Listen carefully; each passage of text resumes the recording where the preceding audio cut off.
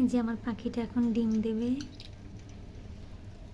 আগের দিন একটা ডিম দিয়ে ভেঙে ফেলেছে নিজেই, আবার কালকে একটা ডিম দেবে। বাজিঘর পাখি একদিন পর পর ডিম দেয়। ক্যালসিয়ামের অভাব থাকলে তারা নিজের ডিম নিজে ভেঙে ফেলে, অথবা পরিবেশে যদি অতিরিক্ত শব্দ হয় তাহলে ভেঙে ফেলে।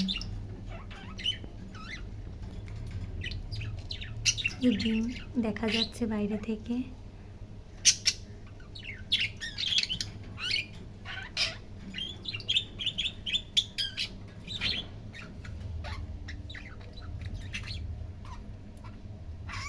নিজের ডিম সে নিজেই খেয়ে ফেলেছে।